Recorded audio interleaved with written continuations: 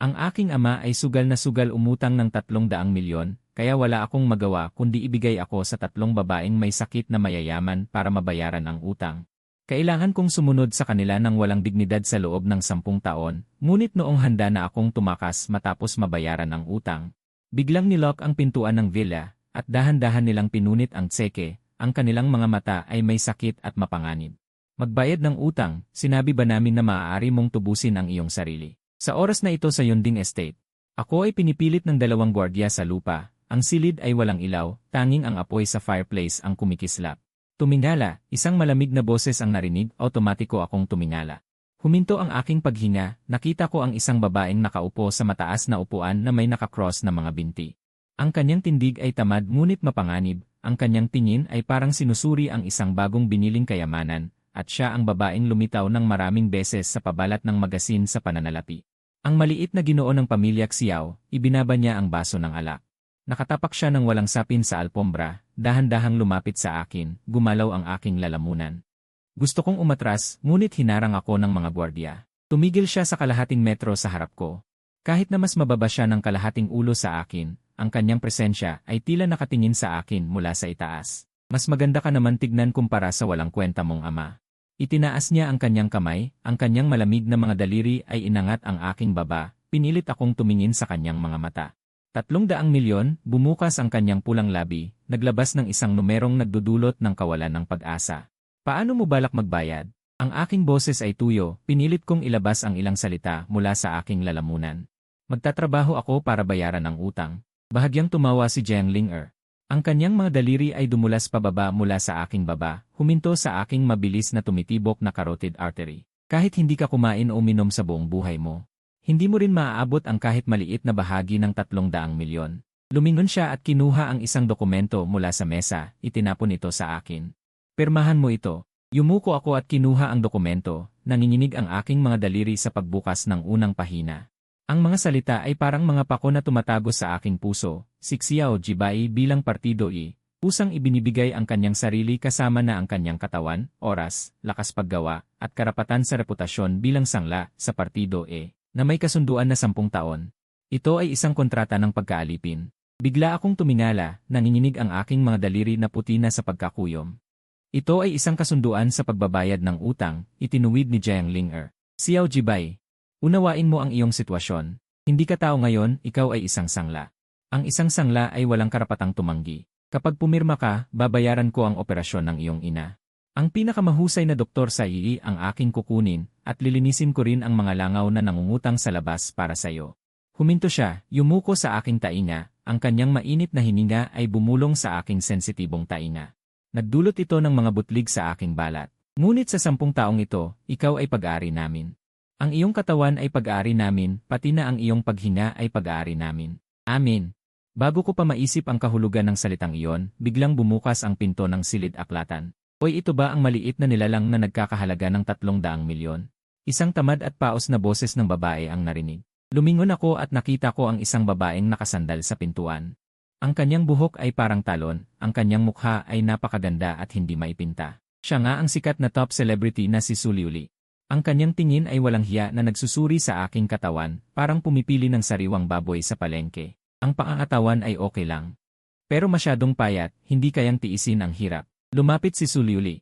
Iniabot ang kanyang kamay at pinisil ang kalamnan ng aking braso. Ang kanyang mga daliri ay may halong malabong puwersa. Atling, ang kalidad ngayon ay maganda naman. Bago pa ako makareact, isa pang malambot na boses ang narinig. Huwag mo namang takutin ang bata. Si Liu Ruoyan, ang pinakasikat na henyong doktor sa Beijing Circle. At sinasabing pribadong tagapayo ni Jiang Ling. 3 babae, ako ngayon ay parang espesimen na napapaligiran. Lumapit si Liu Ruoyan sa likod ko, ang kanyang mga daliri ay humawak sa aking pulso, parang kumukuha ng pulso. O parang hinahaplos. Tibok ng puso ay 120, lumiit ang mga pupil. Bahagya siyang tumawa sa aking tainga. Binata, natatakot ka ba? O nasasabi ka? Bago ako makasagot, biglang inilagay ni Jiang Ling ang fountain pen sa aking kamay. Ang kanyang tono ay walang alinlangan. Pumirma ka na. Tiningnan ko ang kontrata. At tumingin sa madilim na ulan sa labas ng bintana, ang mahinang mukha ng aking ina ay kumislap sa aking isipan. Kinagat ko ang aking mga ngipin. Sa wakas, isinulat ko ang aking pangalan sa linya ng lagda. Sa sandaling mailagay ang huling titik, kinuha ni Jiang Ling ang kontrata. Ang kanyang mga labi ay nagkurba ng isang kasiyahang arko. Magaling, tinapik niya ang aking pisngi. Parang inaalo ang isang masunuring alaga. Maligayang pagdating sa impyerno, aking munting sangla. Pumito si Su Liuli. Tandaan, tawagan mo lang ako palagi, aking eksklusibong kasangkapan. Ngumiti si Liu Ruoyan ng may malalim na kahulugan. Kung may anumang problema sa isip o katawan, pumunta ka lang sa ate. Paglabas ko sa silid-aklatan ni Jiang Ling, para akong tumakbo ng 10 kilometro, basang-basa sa malamig na pawis. Nang lumabas ako sa silid-aklatan ni Jiang Ling, pakiramdam ko para akong kakatapos lang tumakbo ng 10 kilometro, basang-basa ang buong katawan ko sa malamig na pawis. Noong gabing iyon, ako ay natulog sa upuan sa labas ng ACA hanggang sa makita kong nasa schedule ng operasyon ang aking ina. Nang makita ko ang 3 salitang, bayad na, sa listahan, saka lamang ako napapikit. Kinaumagahan, isang simpleng itim na sasakyang pangnegosyo ang huminto sa harap ng ospital. Binuksan ng driver na may suot na puting guwantes ang pinto, Ginoong Xiao. Inutusan ako ni Enye, Jiang na sunduin kayo. Hawak ko ang aking simpleng canvas bag at huminga ng malalim. Sumakay ako sa sasakyan. Pagkasara ng pinto, isang mahinang halimuyak ng mamahaling pabango ang dumating. Magandang umaga, maliit na sangla. Sa lilim ng likurang upuan, isang babae ang nakatingin sa akin. Si Liu Ruoyan ay may hawak na tablet. Ang kanyang mga mata na laging nakangiti ay tila may masamang balak. Nagulat ako at hindi sinasadyang dumikit sa pinto. Dr. Liu, bakit kayo lumalayo? Pinapik ni Liu Ruoyan ang katabing leather seat. Lumapit ka, gagawin kita ng isang pre-employment check-up. Check-up?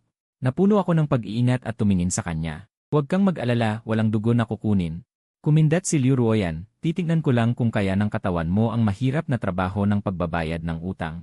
Nag-alinlangan ako, ngunit lumipat pa rin ako sa tabi niya. Bago ako nakaupo, inabot na ni Liu Ruoyan ang kanyang kamay, at ang malamig niyang mga daliri ay dumiretso sa aking pulso. Masyadong manipis ang pulso mo. Puna niya, at ang kanyang mga daliri ay umakyat pataas, dumausdo sa aking bisig. Hanggang sa tumigil sa sensitibong balat sa loob ng siko. Maliwanag ang ugat dito, angkop para sa swero. Napaigting ang aking buong katawan, gusto kong bawiin ang aking kamay, ngunit pinigilan niya ako. Mukhang magaan ang kilos, ngunit malakas ang pagkakahawak. Huwag kang gumalaw. Bumaba ang boses ni Liu Ruoyan, lumapit sa aking tainga, ang bilis ng tibok ng puso mo. Natatakot ka bang kainin kita? Ang kanyang mainit na hininga ay dumampi sa aking leg. Dahilan para manginig ang aking buong katawan. Dr. Liu, nasusuka ako sa sasakyan. Normal lang na mabilis ang tibok ng puso. Matigas ang ulo, mahinang tumawa si Liu Ruoyan. Ang kanyang kabilang kamay ay biglang dumapo sa aking dibdib, dumiretso sa puso ko sa pamamagitan ng manipis na damit. Binilang niya ang ritmo. Medyo malayo ang kanyang tingin. Xiao Jibai, mas tapat ang katawan mo kaysa sa bibig mo. Sinasabi ng puso mo na ikaw ay kinakabahan, nasasabik, at naghihintay pa nga. Hindi mariin kong pagtanggi, ngunit ang aking mga tainga ay hindi ko mapigilang mamula. Tiningnan ni Liu Ruoyan ang pamumula, at lalong lumalim ang ngiti sa kanyang mga mata. Binawi niya ang kanyang kamay. At sabay na inayos ang aking kwelyo, ang kanyang mga daliri ay marahang dumampi sa aking lalamunan. CJ. Sumandal siya sa upuan, bumalik sa anyo ng isang edukadong doktor, na parang hindi siya ang nanghahawakan kanina. May ipapakita sa'yo. Inabot niya ang tablet, at sa screen ay ang mainit na headline ngayong araw. Top star Su Liuli, pinaghihinala ang sumisira sa relasyon ng mayayaman. Sa video, si Su Liuli ay bumaba mula sa isang mamahaling sasakyan na may suot na salamin, kahit isang likod lamang, ngunit ang kanyang pagiging mapang-api ay makikilala kahit sa abo. Inalalayan ni Liu Ruoyan ang kanyang baba at tinanong ako, ano ang tingin mo dito? Nakatitig ako sa screen, at sa aking isipan ay sumagi ang bigat ng pagkakahawak ni Su Liuli sa aking braso kagabi at ang kanyang sinabing maganda ang kalidad. Hindi siya mukhang taong sisira sa relasyon. Nagtaas ng kilay si Liu Ruoyan, bakit? Mataas ang kanyang pamantayan, hindi ko sinasadyang nasabi, at mukhang mas gusto niyang maglaro ng iba. Kaysa maging pangatlo. Pagkasabi ko, napatawa si Liu Ruoyan. Tumpak ang pagsusuri. Pinarangalan niya ako ng tingin, Xiao Jibai. Ang ganitong instinct mo ay angkop sa pamumuhay sa pamilyang ito. Anong ibig sabihin? Ibig sabihin, lumapit si Liu Ruoyan sa akin, binaba ang kanyang boses. Sa pamilyang ito, ikaw ang tanging biktima. Kung gusto mong mabuhay ng mas matagal, kailangan mong matutunang basahin ang isip ng mga mangangaso. Makalipas ang kalahating oras, pumasok ang sasakyan sa Yunding Manor. Sumunod ako kay Liu Ruoyan sa ikalawang palapag. Itinuro niya ang pinto sa kaliwa na may nakasulat na Iling Air, ito ang silid ng pinagkakautangan. Kung papasok ka ng walang pahintulot, mababali ang iyong binti. Pagkatapos, Itinuro naman niya ang pinto sa kanan na may sticker na pink na korona, iyon ang kuweba ni Suliuli. Kapag pumasok ka, baka kainin ka hanggang buto. Sa wakas, sumulyap siya sa pinakaloob na silid, iyon ang aking konsultasyon. Laging bukas para sayo. At ang iyong silid ay nasa gitna naming tatlo. Ang layout na ito, hindi ko napigilang mapangiwi, natatakot ba kayong tumakas ako? Para madali kaming makapag-inspeksyon anumang oras. Umiti si Liu Ruoyan at inihagis sa akin ang susi, Ginoong Xiao. Maligayang pagsasama sayo. Tumango ako at pagbukas ko ng pinto. Bago ko pa man makita ang mga gamit sa loob, narinig ko na ang tunog ng high heels sa likuran. Nakatayo si Jiang Linger sa hagdan. May hawak siyang isang dokumento. Kapag handa ka na, pumunta ka sa study room para pag-usapan ang iyong trabaho. Malamig niyang sinabi iyon at bumalik sa kanyang silid. Makalipas ang ilang saglit, nasa study room na ako. Nakaupo si Jiang Linger sa likod ng malaking desk, puno ng otoridad. Ako naman ay nakatayo sa tapat niya. Parang isang bilanggo na naghihintay ng hatol. Una sa panahon ng kontrata, lahat ng kita mo ay akin. Diretsahang sinabi ni Jiang Linger. Bibigyan kita ng allowance bawat buwan. Magkano? Depende sa performance mo.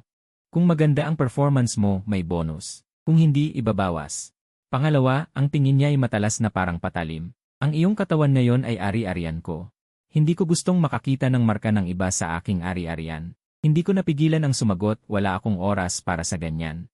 Sana nga, malamig na tumawa si Jiang Linger. Pangatlo, at ito ang pinakamahalaga. Tumayo siya at umikot sa mesa. Lumapit siya sa akin. Sa kanyang paglapit, muling pinalibutan ako ng malamig na amoy ng cedar. Iniabot niya ang kanyang kamay at inayos ang gusot na kwelyo ko, para bang nag-aayos ng balahibo ng alaga. Sa bahay na ito, dapat handa ka sa anumang oras. Tinitigan niya ang aking mga mata. Kahit sa araw o gabi, kahit naliligo ka o natutulog kapag tinawag ka namin. Dapat lumitaw ka agad. Naiintindihan mo ba? Tumingin ako sa napakagandang mukhang iyon na napakalapit. Medyo sumikip ang lalamunan ko. Naiintindihan ko. Mabuti.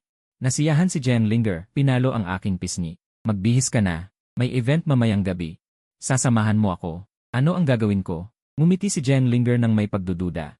Gaganap bilang boyfriend ko. Boyfriend. Natigilan ako. Ano? Ayaw mo? Nagtaas siya ng kilay.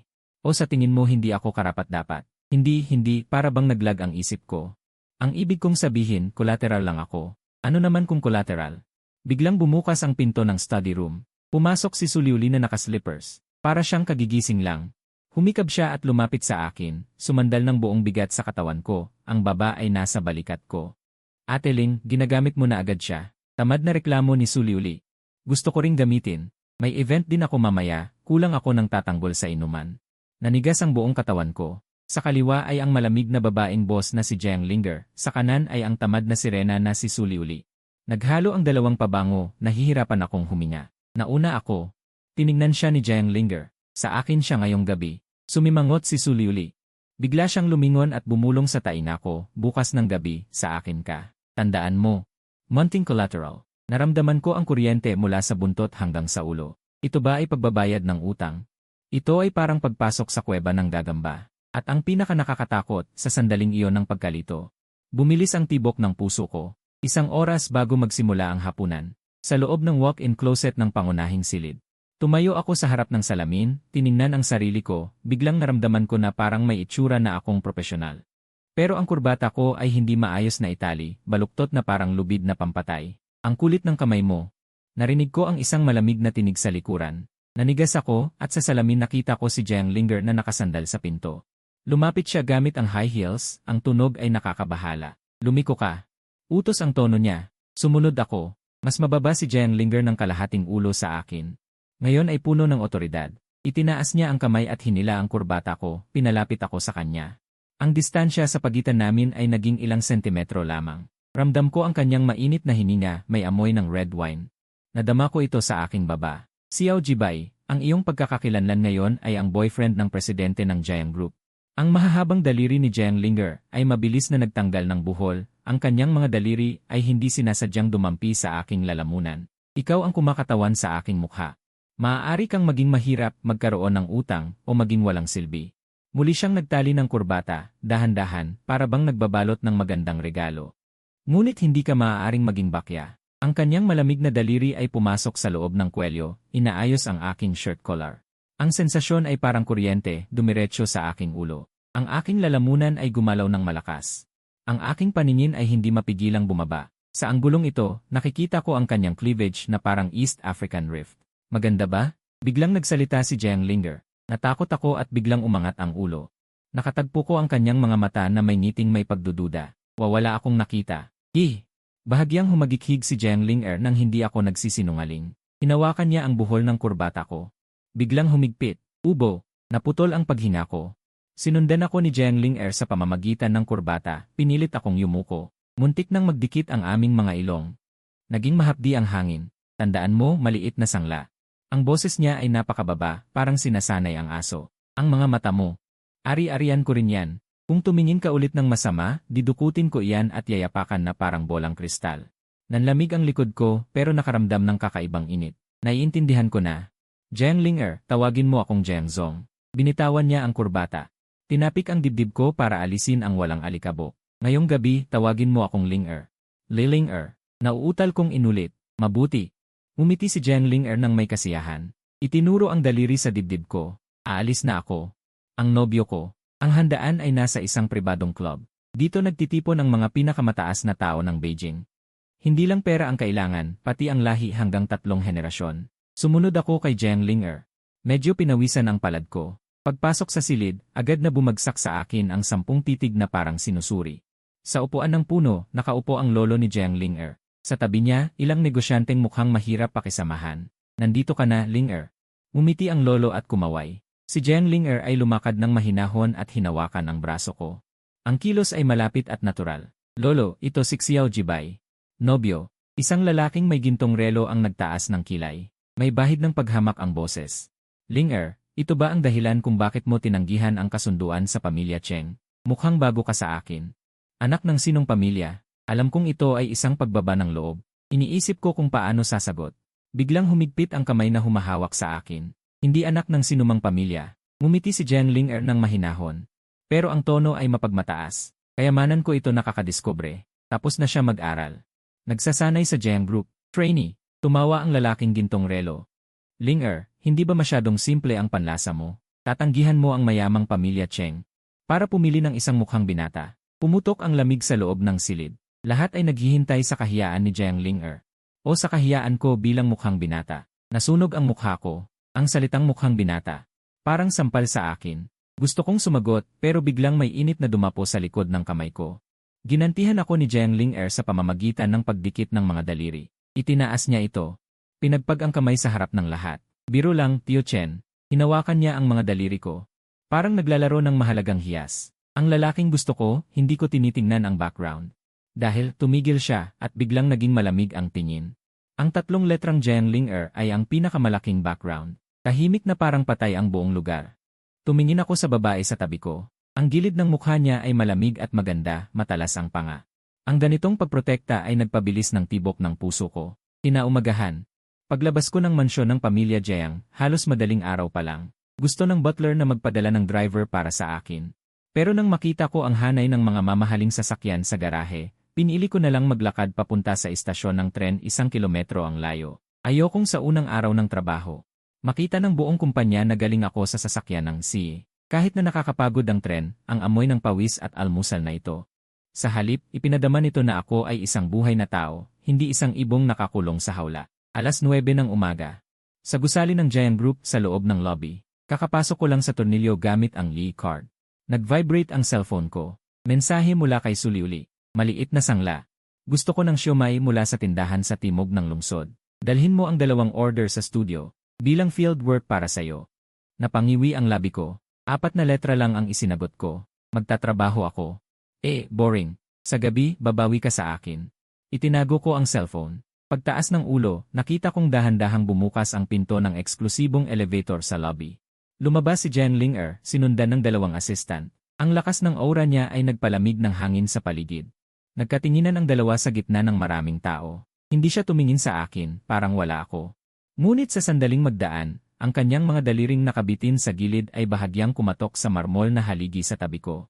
Napakagaan ng tunog, pero agad kong naunawaan na ito ang tawag pabalik ng tagapagpautang. Kumulot ang lalamunan ko. Sinumpa ko ang sarili sa kahinaan, ngunit ang mga paa ko ay pumasok sa eksklusibong elevator sa huling segundo.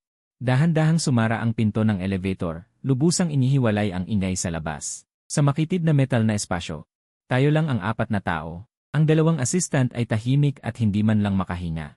Si Jiang Linger ay nakatayo sa harapan, nakatalikod sa akin, ngunit sa makinis na salamin ng elevator. Pagtaas ko ng ulo, direkta akong bumagsak sa kanyang mga matang tila nakangiti. Tinitignan niya ako sa pamamagitan ng salamin. Nagtagpo ang aming mga paningin sa salamin. Medyo kakaiba ang kapaligiran. Mabilis ang reaksyon. Gumalaw ang kanyang mga labi, naglabas ng tunog na kaming dalawa lang ang nakakarinig. Tinitigan ko siya sa salamin.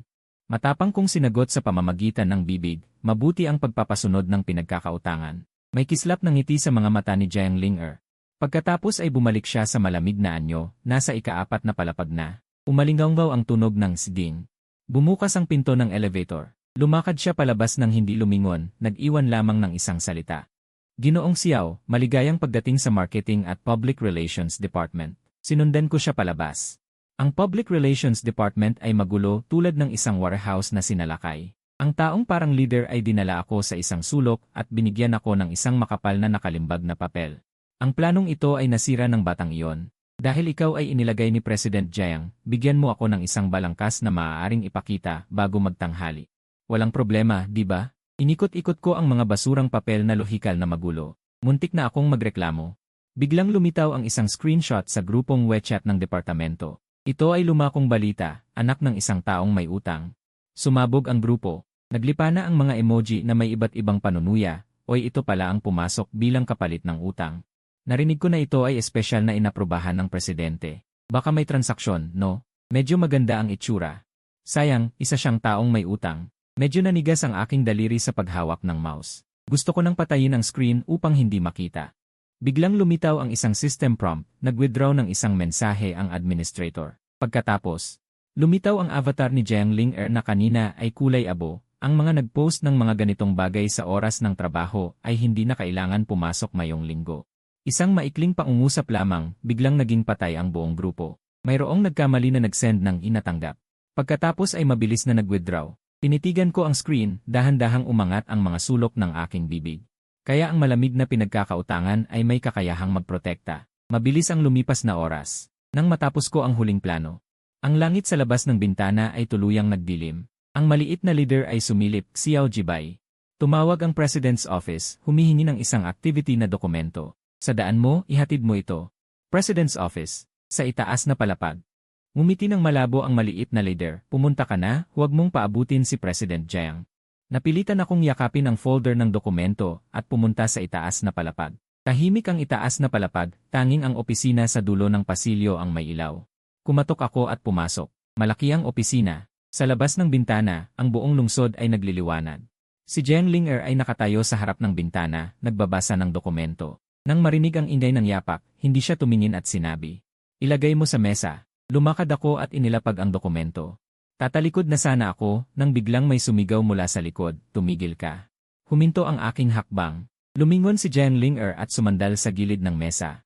Hawak niya ang planong inabot ko kanina. "Ito ang iyong isinulat, maganda." Inihagis niya ang dokumento sa mesa. Ngunit, hindi sapat ang paggawa lamang ng plano. Lumakad siya dala ang kanyang takong. Ang ingay ay nagpaalala sa akin na kinakabahan ako. "Xiao Jibay, alam mo kung bakit kita inilagay sa public relations?" Umiling ako, dahil ito ang lugar na pinakamalapit sa chismis. Tumigil si Jiang Linger sa harapan ko. Itinaas niya ang kanyang kamay at inaayos ang bahagyang gusot kong kwelyo. Ito rin ang lugar na pinakamagaling makakita ng tunay na pagkatao ng isang tao. Medyo malamig ang kanyang mga daliri. Nang dumikit sa aking leg, nagkaroon ako ng mga butlig. Nakita ko ang nangyari sa grupo ngayon, mahinahon niyang sinabi. "Maayos kang humawak. Hindi ka sumagot, hindi ka nagpaliwanag." Mabuti ito. Sobra ang papuri, President Jiang. Bumaba ang aking mga mata. Mahinahon akong sumagot, "Ako ay narito upang magbayad ng utang, hindi upang makipag-away." Magbayad ng utang? Mahinang tumawa si Jiang Linger. Bigla siyang nag-abot. Hinawakan niya ang aking kurbata at bigla akong hinila papunta sa kanya. Ipinatong ko ang aking mga kamay sa mesa. Bahagya kong napanatili ang aking balanse. Halos magdikit na ang aming mga mukha. Ito ay kumpanya. Naging maigting ang aking boses. Nagwala ang aking paningin patungo sa pinto, natatakot na may papasok. Ano naman ang kumpanya? Nagtaas ng kilay si Jiang Linger. Ang kanyang mga daliri ay dumulas sa aking kurbata. Huminto ito sa unang buttons ng aking damit. "Ako ang boss." Gusto kong mag-inspeksyon kung saan ko gusto. Bahagya siyang yumuko. Ang kanyang mainit na hininga ay nagwisik sa aking tainga. At saka, maganda ang soundproofing dito. Kahit sumigaw ka ng malakas, walang makakarinig. Nag-init ang aking mukha. Jen Linger, pakiusap, magpakabuti ka. Magpakumbaba ka. Para kay Jen Lirong, parang may narinig siyang biro. Maliksi niyang binutons ang unang butons ko. Xiao Jibay, nakalimutan mo ba ang kasunduan kagabi? Bago mabayaran ang utang, bawat pulgada ng balat mo ay pag-aari ko. Kung paano ko ito gagamitin, ganoon ko ito gagawin. Bahagya niyang hinawakan ng aking balikat na nagdulot ng kuryenteng pumulandit. Kasama na rito, huminga ako ng mabilis at ang aking panga ay gumalaw ng malakas. Gusto ko siyang itulak, ngunit parang natigilan ang aking katawan, hindi makagalaw. Sa pagkakapit niya, nahiya ako, ngunit ang tibok ng puso ko ay abnormal na mabilis. Ano? Bakit ka nanginginig? Naramdaman ni Jen Lirong ang aking reaksyon. May bahid ng pang-aasar sa kanyang mga mata. Nakakatuwa ba hindi wala? Kumagat ako sa aking mga labi at tumanggi, matigas ang ulo. Bahagyang natawa si Jen Lirong. Binitawan niya ang aking kurbata at muling inayos ang aking mga butons. Pero, gusto ko ang pagiging matigas ang ulo mo. Hinaplos niya ang aking pisngi at muling naging isang malamig na siye. Sige, tapos na ang trabaho. Naghihintay ang driver sa ibaba. Nang marinig ko ito, parang hinugot ako ng langit. Tumakbo ako palabas ng opisina. Hanggang sa pumasok ako sa elevator, at nakita ko ang aking sarili na namumula sa salamin. Mahaba akong bumuntong hininga. Ito ba ay trabaho? Ito ay parang pagsubok. Sa opisina sa itaas na palapag. Si Jen Lirong ay nakatingin sa monitor, ang figura na tumatakbo palayo. Ngumiti siya. Munting biktima, ito pa lamang simula. Kinaumagahan.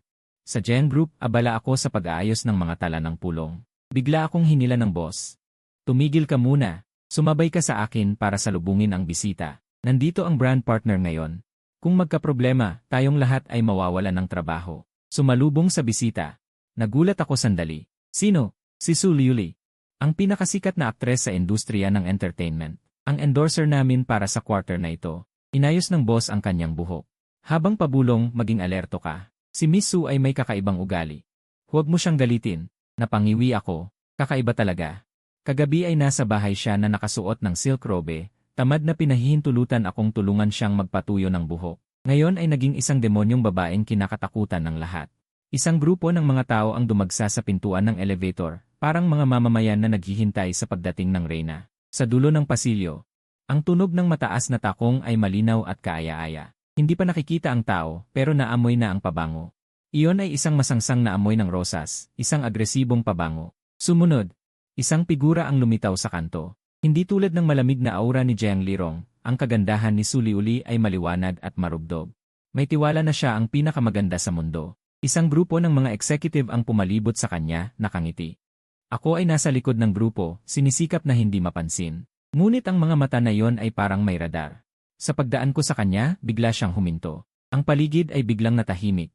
Lahat ng tingin ay nasa akin. Ang boss ay pinagpapawisan, pilit kumukurap sa akin. Hinubad ni Suliuli ang kanyang salamin. Ang kanyang mapang-akit na mga mata ay sumuri sa akin, at huminto sa aking kwelyo na hindi pa naayos. Oh, ito ba ang gwapong lalaki mula sa marketing department? Tamad ang boses niya. May kakaibang timbre. Nakaramdam ako ng panginginig at napilitang bumati. Magandang umaga, Miss Su. Maganda. Bahagyang natawa si Suliuli. Bigla siyang humakbang palapit. Ang distansya sa pagitan namin ay biglang naging malapit. Inilahad niya ang kanyang kamay. Ang kanyang mga daliri ay dumampi sa aking dibdib at huminto sa kurbata. Nalihis ang kurbata. Ginawa niya ito ng mabilis, ang kanyang mga daliri ay hindi sinasadyang dumampi sa aking panga na may malamig na pakiramdam. Nanigas ang buong katawan ko. Anong pabango ang gamit mo? Sumandal siya at inamoy. Bulong niya, tanging kaming dalawa lamang ang nakakarinig. Bakit pareho ang amoy ng sabon sa bahay ko? Pumula ang aking mga tainga. Kumagat ako at pabulong, Miss Su. Magpakumbaba ka. Mas lalong lumalim ang ngiti sa mga mata ni Suliuli.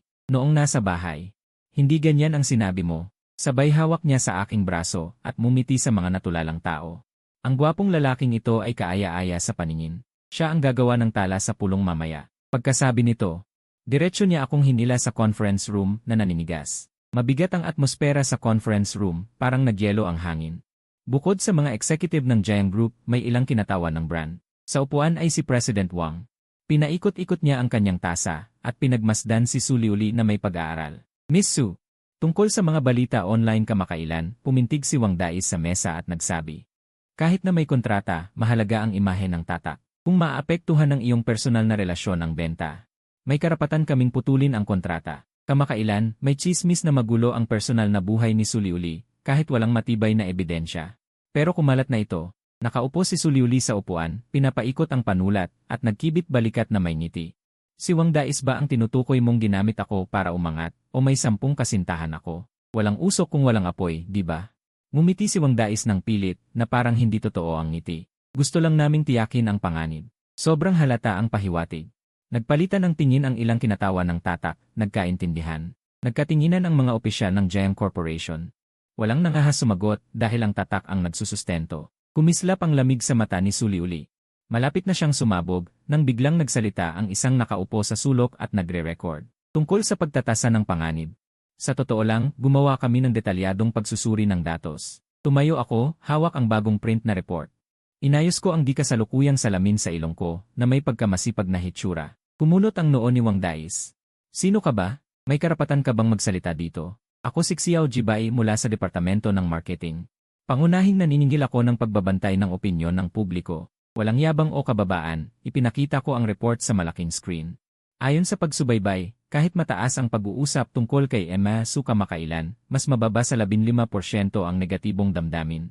At karamihan ay nakatuon sa maling balita ng mga chismis. Tinuro ko ang screen, mabilis ngunit matatag ang pagsasalita.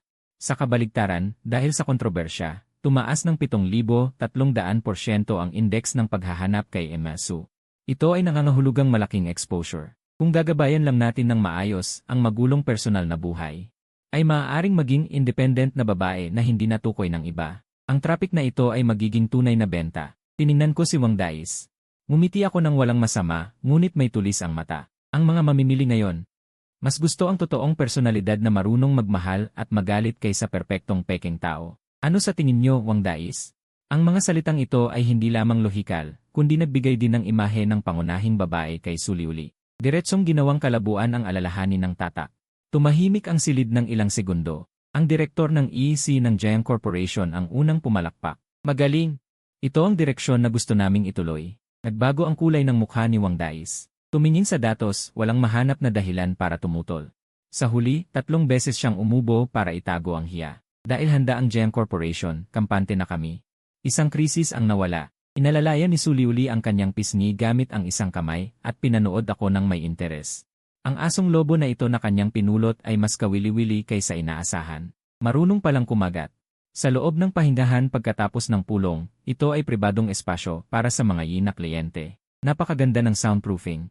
Pagsara pa lang ng pinto, hinubad agad ni Suliuli ang kanyang high heels at bumagsak ng walang hiya sa leather sofa. Halika rito, sabi niya ng tamad, may pangakit ang boses. Paglapit ko pa lang, hinila niya agad ang aking kurbata, pinilit akong yumuko.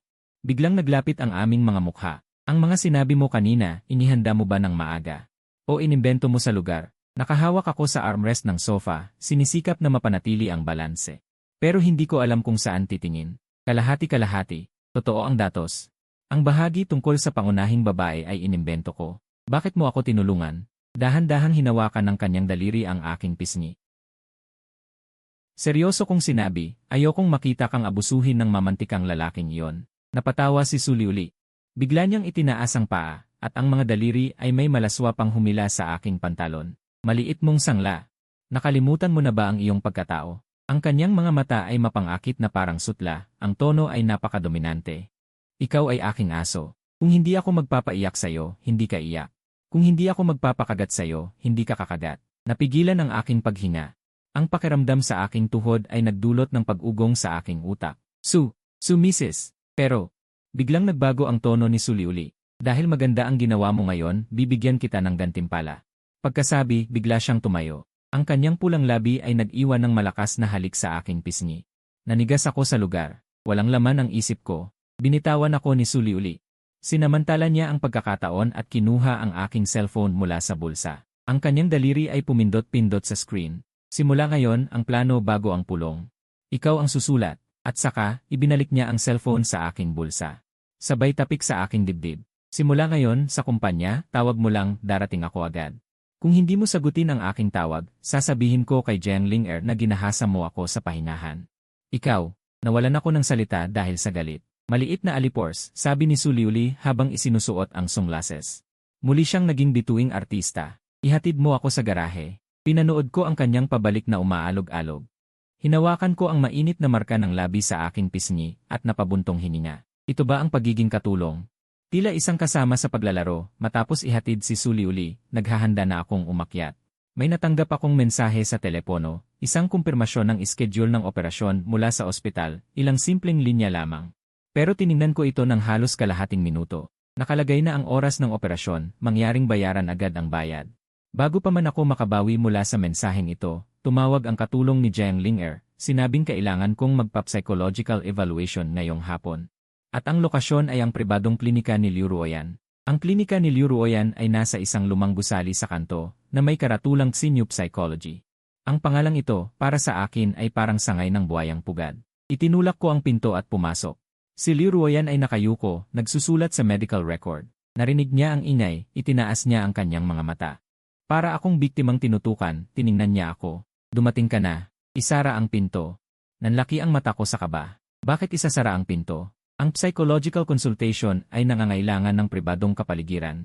Ibinaba ni Liu Ruoyan ang panulat, dahan-dahang tinapik ang mesa gamit ang kanyang mga daliri, naglalabas ng ritmikong tunog na tatak. Ano, natatakot kang kainin kita? Pilit kong isinara ang pinto.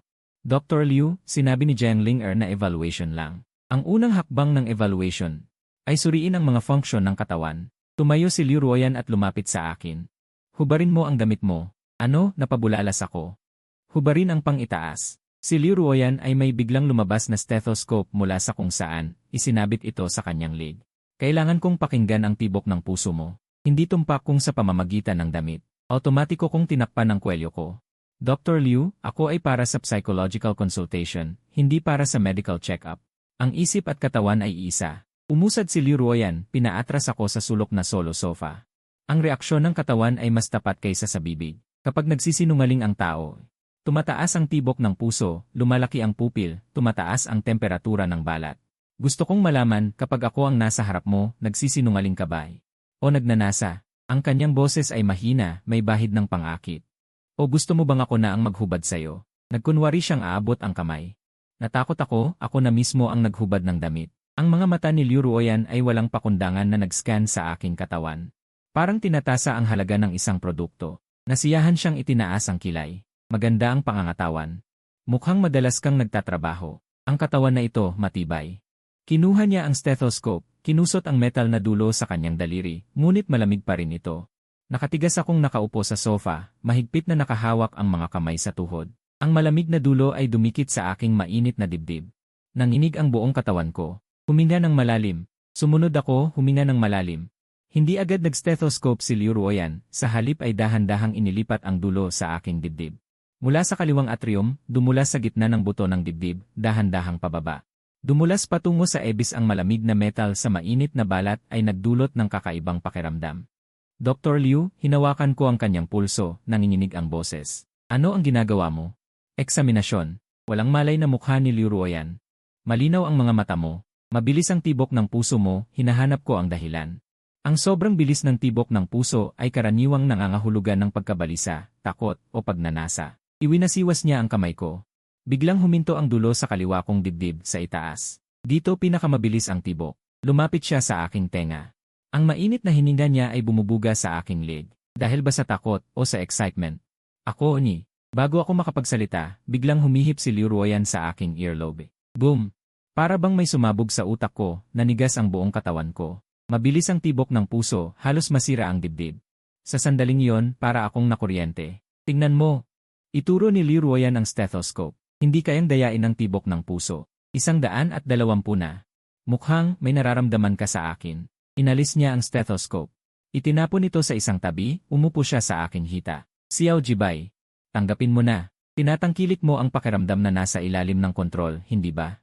Ganyan katratuhin ni Jiang Ling-er, kahit nagrereklamo ka sa salita, sumusunod ang katawan mo ng totoo. Ganyan ka paglaruan ni Suliuli, kahit lumalaban ka, nakikipag-ugnayan ka sa kanyang pagtatanghal sa bawat pagkakataon. Ang mga daliri ni Liu Ruoyan ay dumausdos pababa mula sa aking lalamunan, huminto sa aking naninigas na ebis, gumuhit ng bilog. Nagnanasa kang mapasakamay ng malakas. Nagnanasa kang sumuko sa harap ng ganap na kapangyarihan. Ito ay nagbibigay sa iyo ng kaligtasan at nagbibigay din sa iyo ng kasiyahan. Mabilis ang paghinako, mahigpit na nakahawak ang mga kamay sa braso ng sofa. Gusto kong tumuto. Ngunit parang may bumara sa lalamunan ko at hindi makapagsalita si Liu. Ibang halaga ito pinilit kong sabihin habang pinipiga ang mga salita sinusubukang ilayo ang aming distansya gamit ang pera. Habahagyang tumawa si Liu Ruoyan at biglang pinandilatan ang kanyang mga daliri. Marahas na hinampas ang malambot na laman sa tagiliran ko matapang kapamukhang hindi sapat ang paggamot. Ikaw na munting asong gubat kailangan pang paamuin, naglabas siya ng puting tableta mula sa kanyang bulsa. Inilapit sa aking bibig, umunganga mo, ano ito? Maingat kong isinara ang aking bibig, sunod ka ng mabuti, nakangiting parang malaking asong sumusunod si Liu Ruoyan. Kainin mo ito at magiging masunurin ka, huwag mag-alala. Hindi ito lason, bitamina lang na magpaparelax sa iyo, mariin kong pinikit ang aking ngipin. Tumangging imulat ang bibig, hindi nagalit si Liu Ruoyan, bahagya lamang na idiniin ang kanyang daliri sa aking labi. Bahagyang pinindot, sunod ka, mahina ang kanyang boses. Ngunit may utos na hindi maaaring tanggihan, huwag mo akong pilitin na ibang paraan ang gamitin sa pagpapakain sa iyo. Ang malamig niyang daliri ay humahaplos sa aking mga labi. May dalang babala, tiningnan ko ang kanyang mga matang napakalapit, walang biro doon. Kontrol lamang, ilang segundo kaming nagtagal sa pagkakatigil, sa wakas sumuko ako. Walang magawa kundi imulat ang aking bibig, bahagyang pumitlag ang mga daliri ni Liu Ruoyan at nahulog ang tableta sa aking bibig. Pagkatapos ay kinuha niya ang baso ng tubig sa mesa at inilapit sa aking labi. Ang kilos ay natural, parang matagal nang magkasintahan, ngunit may pilyong pagmamasid sa kanyang mga mata. Umiinom ako ng tubig sa kanyang kamay at lumunok pataas ang aking lalamunan. Ang tingin ni Liu Ruoyan ay nakatuon sa gumagalaw na lalamunan, biglang iniunat ang hintuturo, sa sandaling lumunok ako. Bahagyang pinindot ang nakausling bahagi, ilagok ang pagpindot na ito.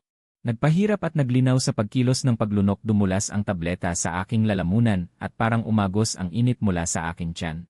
Biglang kumalat sa buong katawan ko habang nakikita ang aking anyong galit, ngunit hindi makapagsalita. Ngumiti si Liu Ruoyan ng may kasiyahan.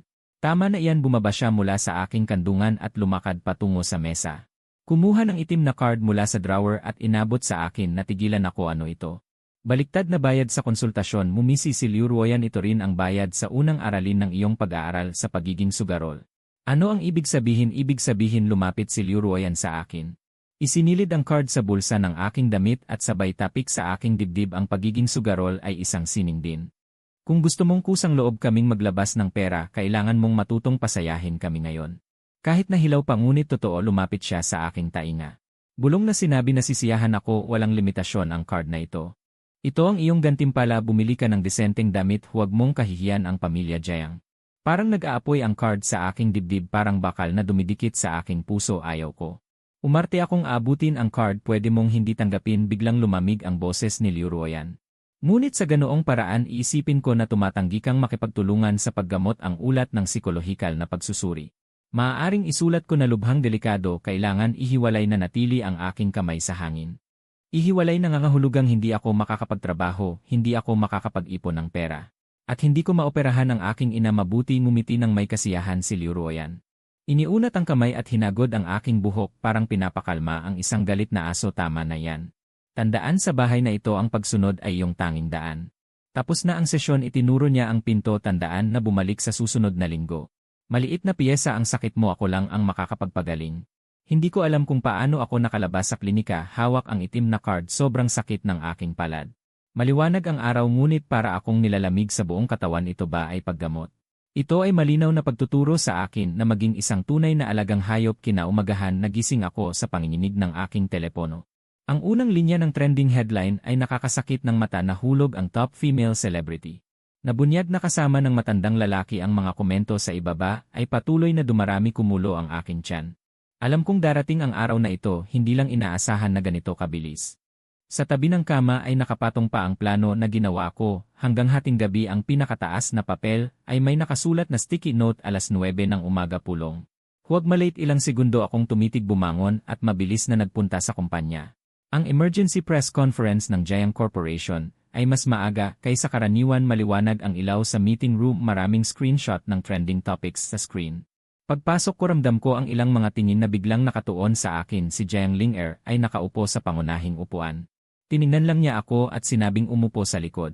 Tahimik akong umupo sa huling hanay.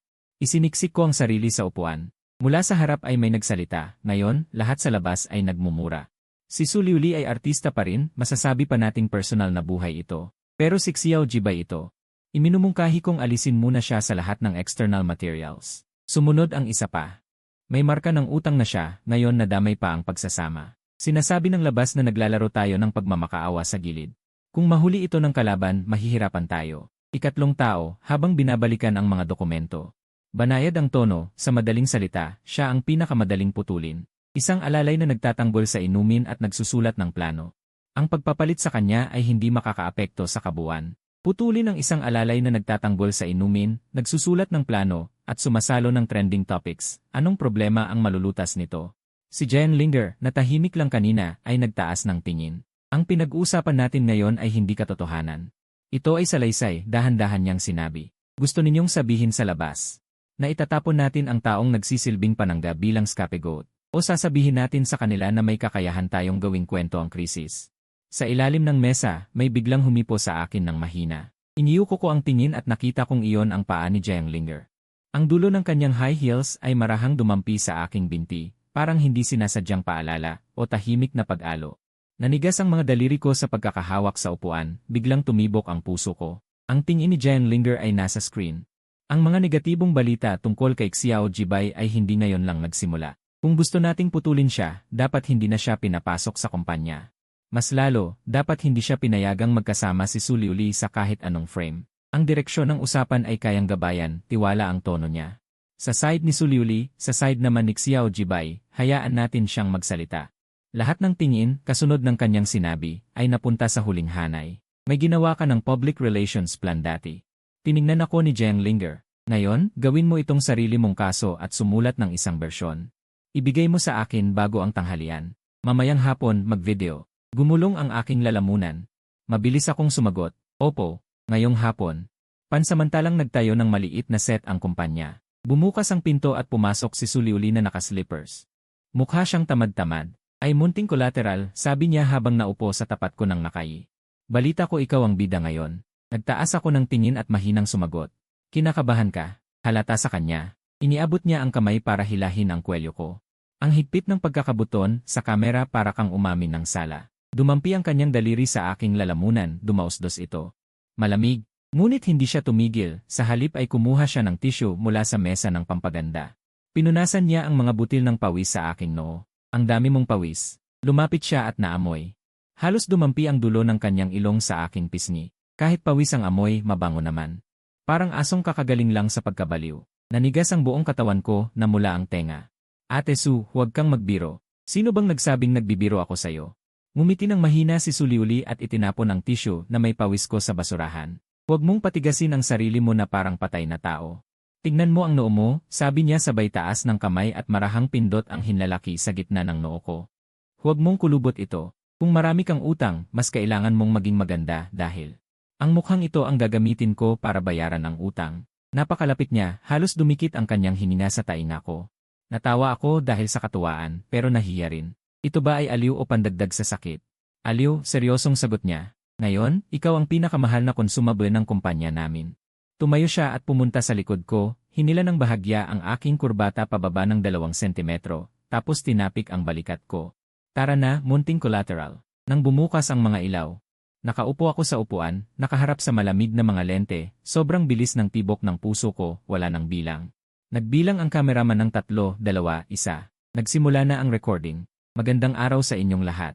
Ako ang anak ng isang taong may utang na nasa trending, sinimulan ko ang pagsasalita ayon sa script, pero mas matatag ang boses kaysa inaasahan.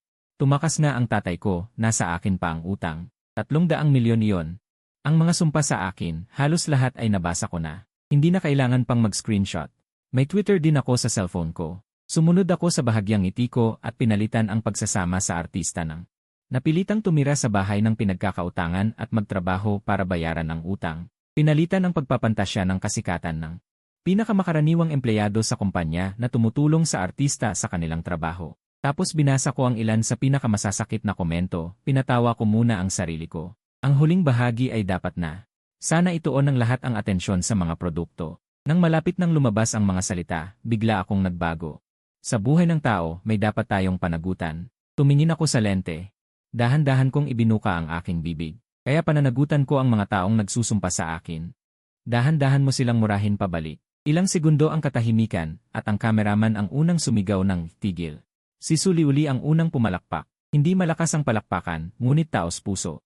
Kumuha siya ng baso ng tubig mula sa tabi, uminom muna ng isang subo, at pagkatapos ay inabot ito sa harapan ko.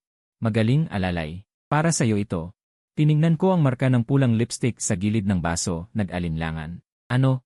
Nandidiri ka sa akin? Wala. Kinuha ko ang baso. Iniwasan ko ang marka ng labi at uminom ng isang subo. Sino ang nagsabing iwasan mo? Hindi nasiyahan si Suliuli. Bigla niyang hinawakan ang ilalim ng baso at pilit na pinaikot ito. Na ang labi ko ay eksaktong dumikit sa lugar kung saan siya uminom. Ito ay tinatawag na indirect kiss. Pabulong siyang umisi sa tabi ng tenga ko. Naiintindihan mo ba, Berhen? Muntik na akong mabulunan. Namula ang mukha ko na parang nilutong hipon. Si Suliuli, nang makita ang reaksyon ko, ay tumawa ng sobra. Kinagabihan, in-upload ang self-flame video. Sa simula, puro mura ang mga komento. Habang pinapanood, unti-unting nagbago ang direksyon. Sa totoo lang, medyo nakakatawa. Matalas ang dila. Gusto ko. Naisip ko na nasa ospital pa ang nanay niya, bigla akong hindi makamura. At sa itaas ng Weibo, ang official clarification na nirepost ni Jiang Linger, empleyado ng kumpanya, hindi kailangang gamitin bilang panangga. Sa baba naman, ang repost ni Suliuli, pwede mo akong murahin. Pero kung siya ang mumurahin mo, kailangang magbayad. Pinatay ko ang screen at huminga ng malalim. Biglang uminit ang puso ko. Sa gabi, pumunta ako sa ospital. Pagbalik mula sa ospital, 1:00 na ng madaling araw. Pagbukas ko ng pinto ng villa, isang madilim na floor lamp lang ang naiwan sa sala. At sa sofa, nakaupo si Suliuli na naka-cross legs. May script siya sa kamay. Nakasimangot ang noo, at sa tabi niya ay isang baso ng red wine na malapit nang maubos. Narinig ang ingay. Tamad niyang itinaas ang kanyang talukap. Paos ang boses, bumalik ka na. Pinalitan ko ang sapatos at sumagot ng diretsyo ang tingin. Ate Su, hindi ka pa natutulog. Hindi makatulog. Galit na inihagis ni Suliuli ang script sa coffee table. Anong iniisip ng mga scriptwriter ngayon? Ganitong linya, sa tingin ba nila wala akong utak? Hindi ko gustong masangkot sa work mode ng isang top female star sa kalagitnaan ng gabi. Kaya mahina kong sinabi, magpahinga ka na. Tigil. Tumigil ang aking hakbang. Napilitan akong lumingon, Ate Su. Utang ang binabayaran ko. Bukas kailangan ko pang mag-report sa kumpanya. Si Suliuli ay nakatapak ng walang sapin sa carpet. Palapit ng palapit sa akin. Ang baso ng alak ay marahang umuugoy sa kanyang mga daliri, mukhang mapanganib. Dahil alam mong nagbabayad ka ng utang, huminto siya sa 2 hakbang ang layo. Ang mga mata niyang parang peach blossom na laging walang pakialam. Ay direktang nakatitig sa akin. Kung ang may utang ay humihingi ng tulong, maglalakas loob ka bang umalis? Kusang umatras ako ng isang hakbang, ang likod ko ay sumandal sa railings ng hagdan. Anong tulong? Inihagis ni Suliuli ang baso sa sideboard, pinulot ang itinapon na script, at pinalo ito sa dibdib ko. Itong eksena, sabi ng direktor, mali ang emosyon ko. Sabi niya hindi ko mailabas ang pagnanais na lamunin ang isang tao, ngunit kailangan pigilan. Sumulong siya. Pinilit akong idikit ang gulugod sa railings, sa isang posisyong nakakulong sa maliit na espasyo niya. Maliit na collateral, gagamitin ko ang iyong katawan. Tulungan mo akong hanapin ang nararamdaman. Biglang naninigas ang anit ko. Pero Ate Su, hindi ako marunong umarte. Hindi mo kailangan marunong. Biglang inabot ni Suliuli ang aking kurbata at hinila ito ng mahigpit. Pinilit akong ibaba ang ulo. Biglang naglapit ang distansya ng dalawa. Naamoy ko na ang matapang na pabango ng rosas na hinaluan ng alak. Sa kalaliman ng gabi ay nagiging amoy na nakakahilo. Kailangan mo lang tumayo at huwag gumalaw. Bumaba ang boses ni Suliuli. Ang dati niyang tamad na tono ay napalitan ng isang nakakatakot na focus. May nagliliyab na apoy sa kanyang mga mata. Ang tingin niya mula sa tulay ng ilong ko hanggang sa labi ko. Ganoong tingin. Hindi lang pagtingin, parang hinahaplos gamit ang paningin. Ang pagnanasang angkinin. Hindi na kayang itago. Sabi mo, dahan-dahan niyang sinabi. Binibigkas ang linya, ngunit parang totoo ang dating. Sa tingin mo ba makakatakas ka? Itinaas niya ang kamay, ang malamig na likod ng palad ay dumikit sa pisngi ko, marahang hinagod ang linya ng panga. Ang buhay mo ay akin, ang katawan mo ay akin, pati ang paghinga mo ay akin. Ang boses niya ay napakagaan, may kasamang hinga, parang balahibong dumadaan sa eardrums. Subalit parang kawit na mahigpit na humihila sa aking mga nerbiyos. Mahigpit na nakakapit ang aking mga daliri sa likod ng upuan, gusto ko siyang itulak palayo. Ngunit sinasabi ng aking isip na ito ay pag-ensayo lamang, pero ang likas na reaksyon ng katawan ko ay nag-aalarma ng todo. Ang babaeng ito ay masyadong mapanganib. Suliuli, nanginginig ang boses ko. Ito ay script. Ipinatong ni Suliuli ang kanyang hintuturo sa aking labi. Huwag kang magsalita. Humakbang siya pasulong, halos dumikit ang buong katawan niya sa aking dibdib, naramdaman ko ang malambot na dampi. Parang sumabog ang utak ko, dumaloy ang dugo patungo sa tuktok ng aking ulo, napilitan akong magdasal sa isipan. 300 milyon, tila nasiyahan si Suliuli sa aking reaksyon, tumayo siya sa mga dulo ng kanyang paa. Inilapit ang kanyang pulang labi sa aking tainga, nakatingin sa akin, iyon ay isang utos. Napilitan akong tumingin, bumangga sa kanyang malalim na mga mata. Sa mundong ito, ako lang ang makapagliligtas sa iyo, at ako lang ang makakasira sa iyo, sinabi niya ang mga linya. Ngunit ang kanyang kamay ay hindi mapakali, sumilip sa loob ng aking jacket, sa pamamagitan ng tela, eksaktong pinindot ang puso ko. Pakinggan, umiti siya ng isang mapaglaro, mabilis ang tibok ng puso. Natatakot ka ba sa akin, o gusto mo akong kainin? Bahagyang hinawakan ng kanyang kamay ang dibdib ko. Nakakakiliti, ang aking isip ay halos pumutok, ang pakiramdam ng kawalan ng timbang sa gilid ng bangin. Ay halos hindi ko na makontrol. Sa sandaling huminto ang aking paghinga, at gusto kong abutin ang kanyang baywang. Bigla siyang nagbitiw. Lahat ng pagmamahal ay umatras na parang alon sa sandaling iyon.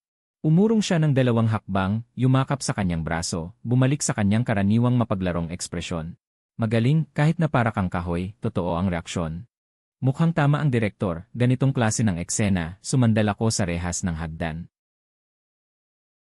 Tumingin sa babaeng ito na biglang umalis, ngunit hindi ako makapagalit. Tapos na ang pag-ensayo. Tinanong ko habang nangangagat ng ngipin, tapos na. Kumuha si Suliuli ng baso ng alak na may magandang kalooban. Bilang pasasalamat, magluto ka ng noodles para sa akin, may kasamang itlog. Ronnie Yok, huminga ako ng malalim, inayos ang aking nakalugay na kurbata. Bayad sa pag-ensayo ay 500, bayad sa pagluluto ay 200, isulat mo sa utang.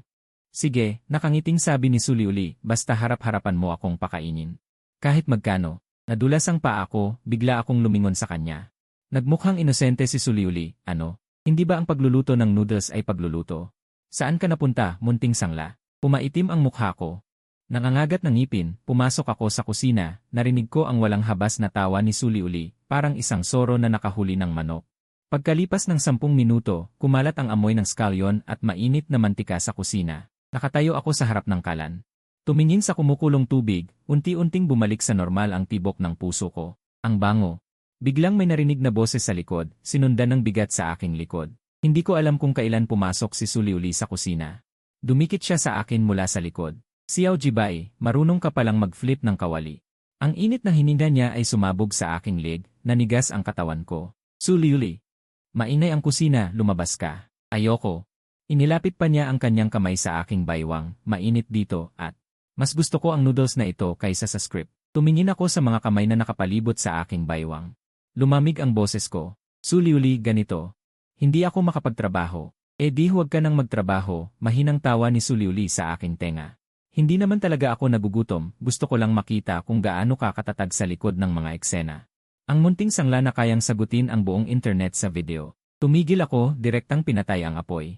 Inilagay ang noodles sa harap niya. Kainin mo na, lumingon ako sa kanya. Tahimik ang mga mata. Matulog ka ng maaga pagkatapos kumain. May mga apoy. Na madaling sindihan pero mahirap patayin. Nagtaas ng kilay si Suliuli. Kinuha ang mangkok, sumubok at kumindat sa akin. Talaga? Di inaasahan ko, gusto kong makita kung paano mo ito papatayin. Kinabukasan ng umaga. Nang bumaba ako, si Suliuli ay nasundo na ng van. Nasa mesa ang script kagabi. May note sa tabi nito, ang sulat ay magulo, mayabang ang dating. Magaling ang noodles, magpatuloy ka sa susunod. Na-transfer ko na ang bayad kagabi. Utangan na Su. Kinuha ko ang telepono, may notification na 5,000 piso ang na-transfer sa WeChat. At may nakasulat doon na para sa'yo. Huwag sabihin kay Jiangling na kumain ako ng merienda sa gabi. Tumingin ako sa halaga, hindi ko napigilan ang pagkunot ng noo. 5,000 para sa isang mangkok ng noodles. Pero kahit na, mas malapit na ako sa 300 milyong target. Medyo mahirap pakitunguhan ang pinagkakautangan ko, pero totoong mabilis siya magbigay ng pera. Basta't mabayaran ko lang ang utang. Hindi lang pagluluto ng noodles o pagiging training partner, kahit ibenta ko pa ang buhay ko sa kanya, okay lang. Sa mga sumunod na araw, para akong umiikot na trumpo sa sobrang busy. Araw-araw sa Public Relations Department, naghahandle ng mga proposals at nagre-respond sa mga biglaang issue. Sa gabi, kasama ko si Suliuli sa pag-ensayo ng linya at pagdalo sa mga shows. Tuwing weekend, pumupunta ako sa klinika ni Liu Ruoyan para sa tinatawag na psychological therapy. Isang Biyernes ng gabi, biglang bumuhos ang malakas na ulan sa buong lungsod. Basang-basa akong tumakbo mula sa Ingri Station pauwi sa villa. Pagkapasok ko, bigla akong nakaramdam ng matinding pagkahilo.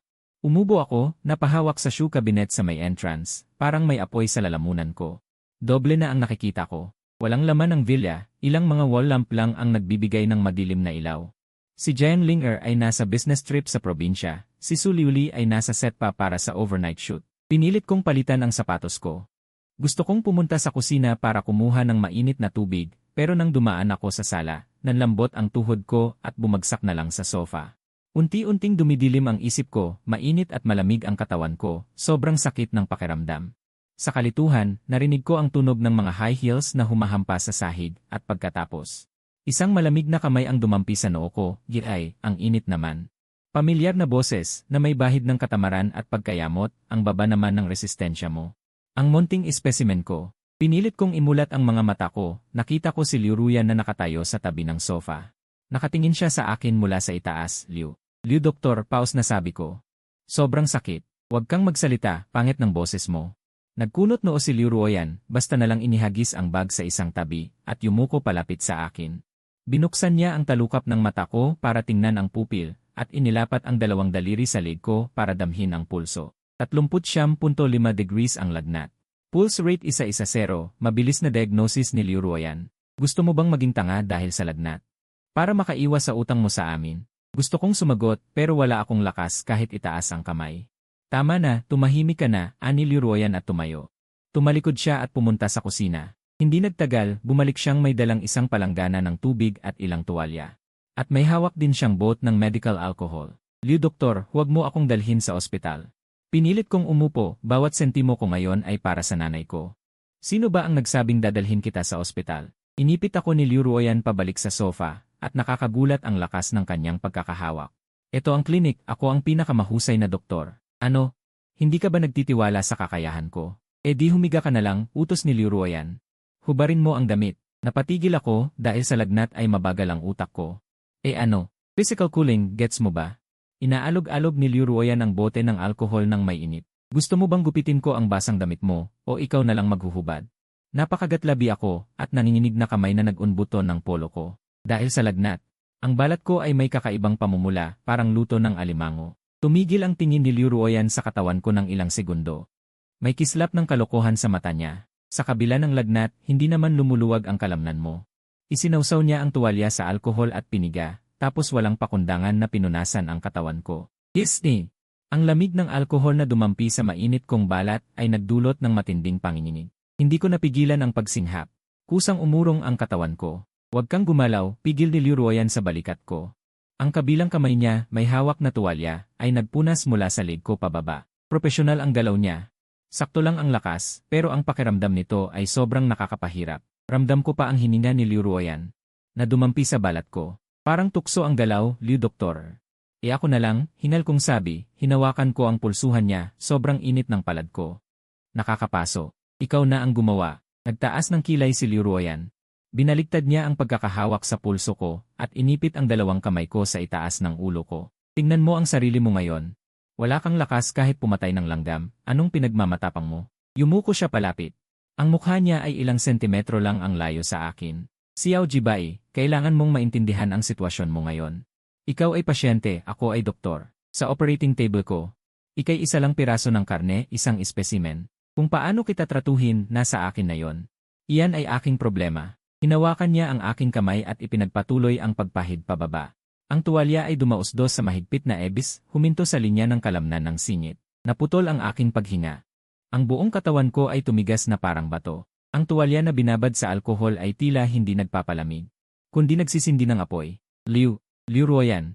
Ito ang unang beses na tinawag ko ang kanyang pangalan. Ang boses ko ay may kaunting pagsusumamo, kahihiyan, at isang pagdepende na hindi ko namamalayan. Huminto ang kamay ni Liu Ruyan. Tumingala siya at nakita ang aking mga mata na maulap dahil sa mataas na lagnat. Bigla siyang ngumiti. Ang ganda ng tawag mo sa akin, nagmamakaawa ka ba sa akin? Itinapon niya ang tuwalya. Ang kanyang daliri ay gumuhit ng pabilog sa aking mainit na ebs sayang. Hindi ako naniniwala dyan. Kinuha niya mula sa bulsa ang isang syringe, pinalo ang karayom ng may kasanayan. Nagpiga ng isang patak ng gamot. Dahil naawa ako sa'yo, bibigyan kita ng injection para sa lagnat. Ito ang aking espesyal na reseta, hindi mabibili sa labas. Ako ay natural na gustong umatras. Ngunit hinawakan agad ni Liu Ruoyan ang aking baywang. Huwag gumalaw, masakit kung tumama sa ibang lugar. Umiti siya parang demonyo. At hindi ako tututol na gumawa ng maraming butas sa'yo. Tama lang para sa eksperimento sa acupuncture. Naririnig ko may bagong paraan ng shock therapy na epektibo para sa tensyon ng kalamnan. Gusto mo bang subukan? Umiiling ako ng malakas at ipinikit ang aking mga mata ng desperado. Tama na. Mabilis na tinapos ni Liu Ruoyan ang injection at pinindot ang butas ng karayom gamit ang cotton. Marahang minasahe ang paligid ng kanyang daliri. Mabuting bata, basta na lang siya humugot ng kumot at tinakpan ako. At hindi umalis. Sa halip, humugot siya ng upuan at umupo sa tabi ng sofa, naka-cross legs. Tinitigan ako ng may interes. Ang ulan sa labas ay patuloy na bumubuhos, tumatama sa salamin. Kumakalabog ang tunog. Ngunit sa loob ng bahay ay tahimik, tanging ang aking mabilis na paghinga ang naririnig. Matulog ka na. Ang boses ni Liu Ruoyan ay dumating sa pamamagitan ng tunog ng ulan, nakakapanatag. Ngayong gabi ay babantayan kita. Ang aking espesimen ay hindi dapat masira. Naramdaman ko na unti-unting bumibigat ang aking mga talukap, at ang aking kamalayan ay unti-unting kumupas. Mabilis ang epekto ng gamot. Ang pakiramdam ng sunog at yelo ay unti-unting nawawala, pinapalitan ng mabigat na antok, bago ako tuluyang mawalan ng malay. Ang huling naisip ko ay, ang babaeng ito, siya ba ay doktor? O demonyo, lumalalim ang gabi. Tinitingnan ni Liu Ruoyan ang aking unti-unting paghinga sa sofa. Inabot niya ang aking mainit na noo at mga mata, at tumigil sa aking tuyong labi. Hindi mapakali na maliit na bagay. Bulong niya, may kislap ng pag-aari sa kanyang mga mata na hindi niya namamalayan. Kinuha niya ang kanyang telepono at nagpadala ng mensahe sa grupo ni na Zheng Linger at Su Liuli. Ang biktima ay may sakit. Ngayong gabi ay akin. Pagkatapos, pinatay niya ang malaking ilaw sa sala. Tanging isang madilim na floor lamp ang naiwan. Sa pagitan ng liwanag at anino,